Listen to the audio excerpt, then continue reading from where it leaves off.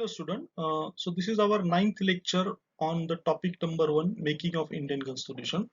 And today we are going to discuss about the salient features of Indian Constitution and its various aspects. Okay.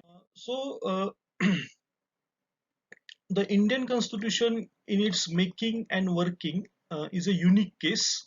It has its own distinguished feature that makes it different from other constitutions. As the constitution of world's largest democracy, there is a curiosity about how it survived in the context of South Asian politics and our own contradiction. The feature of our constitution can provide some answer. It can be so we are going to discuss about this. So look, if you consider the making and working of Indian constitution, so it is stand out to be the very unique case, a unique case in a number of ways. For example, there were some kind of preoccupation about the working of democracy in India, because democracy is one of the principle adopted by the Indian Constitution. Because the many Western countries, they always thought that the democracy needs some kind of socio-cultural context to survive. That is not exist in a developing country like India, and that's why the Indian democracy become a very curious case. So there are different kind of issues related to this. And even if you consider the South Asia, because India is considered as the biggest nation in South Asia, and what happening around these countries, you can take example of Bangladesh, Pakistan, or Myanmar or other countries. So it is India where the democracy somehow with its different imperfection has survived very properly for last 60-70 years. Okay, and that's why the Indian Constitution case is a very curious one. Okay, and so some of the answers for this curiosity lies in the features that the Indian Constitution actually depicts. So now we are going to consider these different features of Indian Constitution. So the features of Indian Constitution can be listed as follows. So look, there are a very long list of this feature, but we are going to consider a very important 10 or 12 features for this discussion that sufficiently cover the important or salient aspect of Indian Constitution. So now let's consider the first feature, lengthiest written constitution. Okay, and so this is one of the very interesting case as far as the Indian Constitution is concerned. With more than 450 article, and we know that 395 article in the original Constitution, 25 parts and 12 schedule, and around 1,45,000 words, Indian Constitution is lengthiest in the world. Okay, so Indian Constitution is basically 30 times more, or it has 30 times more words than the US Constitution, because US Constitution is generally considered as a very summarized copy, but this is not case with the India. So the 1,45,000 word itself explain the bulkiness of the Indian Constitution. That's why it is called as a lengthiest written constitution. So why Indian Constitution is lengthy? So what are the reasons? So we also need to explain this. So first of all, the Constitution of India provides detailed government and administrative structure. Because the Constitution not just mention that India have a parliamentary system or this is a state government. So they also explain detailed provisions. Unlike in US Constitution, where they just given a idea of the framework of the governance, and they have not given a detailed provisions, but Indian Constitution has given this kind of detailed working or how it should be worked out, and that's why it make it more bulkier. Okay, so unlike US, Indian Constitution contain detailed provision for both union and state. Okay, so the Indian Constitution is a constitution for both union and state. But in America, if you consider America, so in American context, the Constitution has talked mostly about the federal government, okay, or fundamental rights or Bill of Rights in that way. And there, the constituent state has the power to frame their own constitution. So in America, basically, there is a one union constitution or the federal constitution and the constitution of different states. So there are 50 states in America, but India has no this kind of dual constitution. We have only one constitution, that is Constitution of India, that contains provision for both union and the state, and because of that it make it bulkier. Okay, so this is the one reason. Indian constitution was a product of intellectual deliberation, mostly by lawyers in a constituent assembly, and they meticulously drafted provision for various aspects of governance and related contingencies. So if you consider the working of constituent assembly, so there are number of lawyers were present there, and so they come up with different technicalities of the working out the government, or different kind of unforeseen contingencies that can come in. For example, there is a one provision in Indian constitution that is about the emergency. So there are different aspects that were debated in the constituent assembly, and later on they become the part of the Indian constitution. So this is also one reason that's why Indian constitution is lengthy. Then detailed provisions of fundamental right, fundamental duties, and directive principle of state policy is also included in Indian constitution. Most of the provisions of constitution are adopted from Government of India Act 1935, which itself was a bulky. So it is said that the most of the structural part of Indian constitution is derived from this Government of India Act 1935, which itself was a bulky, and that's why it impacted the length of the Indian constitution.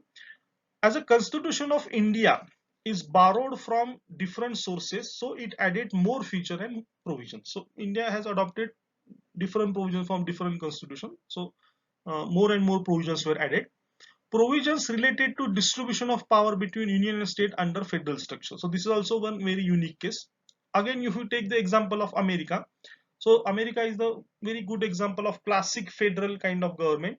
But in America, they have not given detailed plan of distribution of power between union and the state. So what American Constitution did, they simply said that, okay, these are the issues, or these are the subjects that are allocated to federal government, and whatever remain are given to the state. But Indian federalism under Indian constitution give detailed distribution under union list, state list, concurrent list, that we will discuss in the topic of federalism, and that's why it made it more bulky.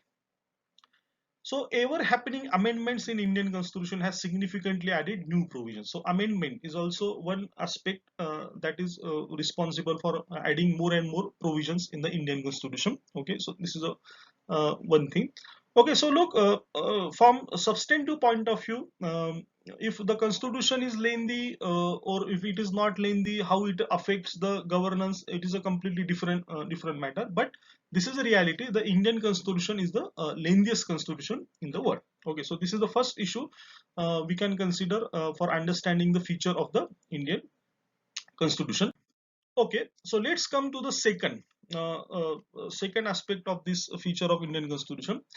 So borrowed from different sources. So this is a very interesting case in the case of Indian constitution. So different provisions of Indian constitution are borrowed from different constitution because as I already said, there were different legal luminaries were present in Indian constituent assembly, and so they were the scholar of this comparative constitutional laws, and so they thought that some features can be adopted in the Indian constitution for the betterment.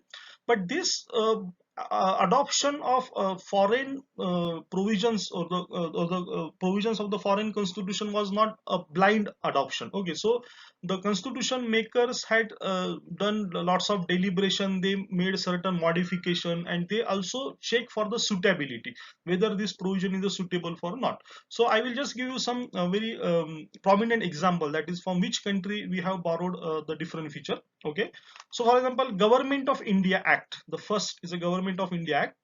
So most of the structural part of the Indian constitution is taken from Government of India Act. Federal structure, judiciary, office of governor for the state, and public service commission, and emergency provision. So these are the provisions we have taken with some modification from Government of India Act. So this is one of the very prominent source for Indian constitution. Then US Constitution, the Constitution of America. From Constitution of America, we have taken the fundamental rights, which is called as a Bill of Rights under American Constitution. Judicial review, impeachment of president, office of vice president. So these are the features we taken from US Constitution. From British Constitution, we have also taken different feature, even though the British Constitution is a unwritten type of constitution, and there are the convention and tradition that form the basic law there. So still we have adopted different feature, and this adoption had some natural impact because the British rule in India, and so they also came with certain legal structures or principle that naturally adopted under Indian circumstances. Okay, so parliamentary government, this is the very interesting case that we have adopted from the Britain. Then cabinet system as a part of this parliamentary government, single citizenship, despite having federal government, we have adopted single citizenship, rule of law, bicameralism. So these are the the legislative procedure, that is the law making procedure. So these are the certain feature we adopted from the British constitution. Then Irish constitution, we have adopted directive principle of state policy. This is a very unique case in the Indian constitution. Method of election of president and nomination of members to Rajya Sabha. That is, the President of India can nominate 12 members to the Rajya Sabha. So this basically we adopted from Irish Constitution. Australian Constitution, we have adopted from Australian Constitution certain principles like concurrent list, freedom of trade and commerce, and joint sitting of two houses. So these are the certain feature we adopted from the Australian Constitution. French Constitution, republic, the idea of republic that we discuss in philosophy of Indian constitution. Then ideas of liberty, equality, fraternity in the preamble is basically adopted from French constitution.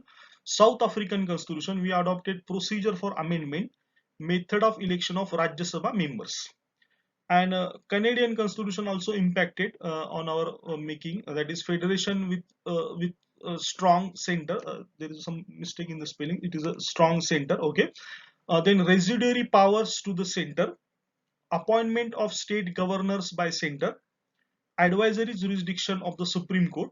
So these are the features we adopted from Canadian Constitution. And lastly, the procedure established by law, which is a very important feature of our the judicial review process, is adopted from the Japanese Constitution. So these are the certain examples, okay, from which the India has adopted different provisions. Okay, so this is the how the Indian constitution is borrowed from the different sources. And then come to the third feature of Indian constitution. It is a mixture of flexibility and rigidity. So Indian constitution is called as a blend of flexibility and rigidity, and this is about how the Indian constitution can be amended, that is how the constitution can be changed or the provision of the constitution can be changed.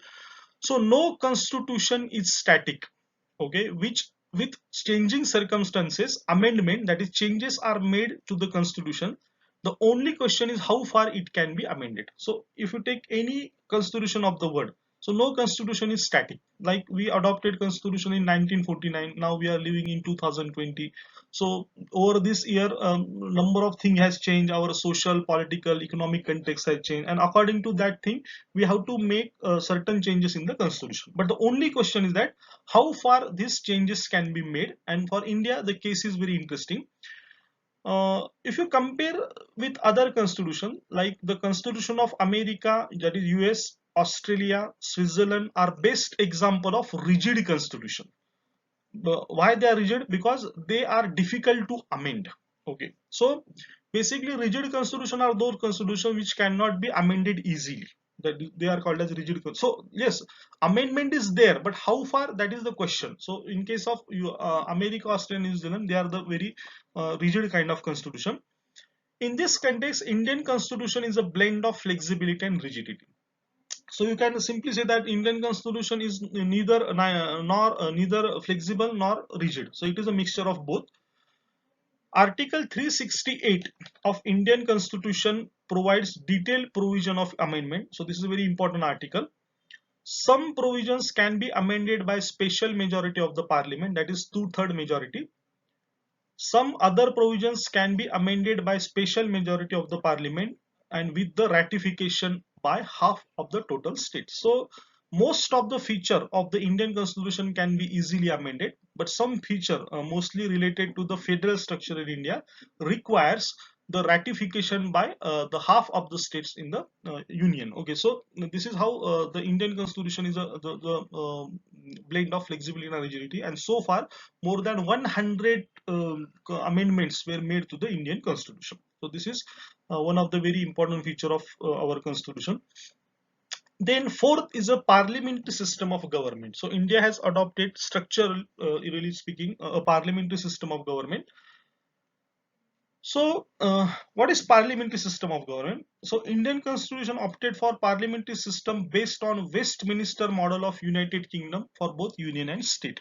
So, this UK model of this parliamentary system is known as a Westminster, and India has adopted this parliamentary system of government for both union and state government structures. Parliamentary system is based on harmonious mixing between legislature and executive and principle of collective responsibility. So major feature of parliamentary government can be listed as follows. Dual executive. So there is a dual executive in parliamentary system, one real and another nominal. So in Indian context, the real executive is prime minister, but the nominal executive is the president. Collective responsibility of executive to legislature. This is called as the principle of collective responsibility. That is, the executive, that is, you can simply say the ministers are collectively responsible to the parliament. Collective decision making through cabinet system. It is said that all decisions made in a parliamentary system are collective decisions, and rule of majority party to form the government after election. So the party which gets majority in the Lok Sabha is, or in the Vidhan Sabha, generally forms the government, and executive is not independently elected, unlike in America where executive is independently elected like the US president. So we do not elect our prime minister, we elect our member of parliament, and from among the member of parliament the prime minister is selected through this rule of majority. So this is how you can explain the features of the parliamentary system of government. uh, let's come to the other features of Indian constitution. So federalism with unitary bias. So India has adopted a very different kind of federal structure which is called as federalism with unitary bias. So federalism is a system in which power is divided between union and regional government. So simple terms, federalism is like a vertical distribution of power between union and the state. US Constitution is the classic example of strong federal system which gives more powers to the state unit. So a strong federal system is that which gives less power to the union and more power to the state. This is why the US Constitution is a classic example. Indian Constitution has adopted different variety of federalism which blends federal and unitary features. So unitary is that system where there is a centralization of power, and federalism is that system where there is a decentralization power. So India has adopted both the centralization and decentralization tendencies. Okay, so now I am going to list the feature of Indian federalism. So those written in the blue are the federal feature, and those in the black are the unitary feature. So it will give you some idea about how the features of Indian federalism are. So written constitution, distribution of power between union and state, independent judiciary with power of judicial review, supremacy of the constitution, bicameral legislature, and second chamber represent the state, that is Rajya Sabha is have very specific purpose. It represents the state interest in the national politics. So these are the feature that you can call as a typical federal feature. In any federal polity this feature are available. So also with the case of India. But despite this, India has also adopted certain feature which looks unitary in nature, which goes for the centralization of power. Number one is a single citizenship and no dual constitution. Emergency provision for state under Article 356. If there is a breakdown of constitutional machinery in the state, then there can be a state emergency, popularly known as a president's rule. Control of union government on administration of states. And residuary powers given to the union. Okay, so these are the certain features of the Indian federal structure. So when we will discuss about the federalism in our next or third topic maybe, so we will come to this point in detail. Okay, so this is how you can define the Indian federalism. So this picture itself explain. So federalism is a kind of a cooperative bond between union and the state, but under Indian federal structure the union is more powerful as compared to the state. Okay, because state have very less power as compared to the union. So this is how you can define the federalism in India. Then another basic feature of Indian Constitution is universal adult franchise. This is about the universal right of voting. So India has adopted universal adult franchise for the election to Lok Sabha, Vidhan Sabha and local governments.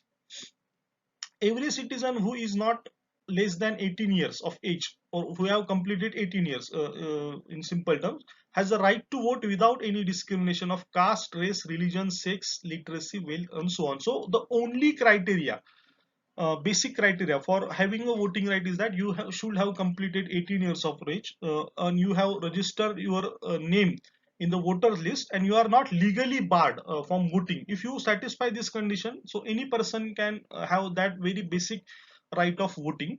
And this is very interesting case if you compare the right of voting which was available to other countries. For example, suppose if you take many European or America for that matter, so women were not given this particular right of voting at very early stage. Okay, so I think India is a very exceptional example where with independence we have within one stroke by adopting this principle of adult franchise has given the universal right of voting to every person, and that's why this is a very interesting feature of Indian Constitution. So universal adult franchise makes democracy more meaningful by promoting mass participation in voting. So this is why this is very important from democratic point of view. It's a revolutionary provision considering British colonialism having limited voting rights. So we know that under British system, this voting right was quite restricted, and that's why this is one of the very revolutionary provision adopted by the Indian Constitution. So this is how you can define universal adult franchise. Okay, so this is the one part of the features of Indian Constitution. So let's have some quick recap what we discussed. Indian Constitution has its own distinguished feature that makes it different from other constitution.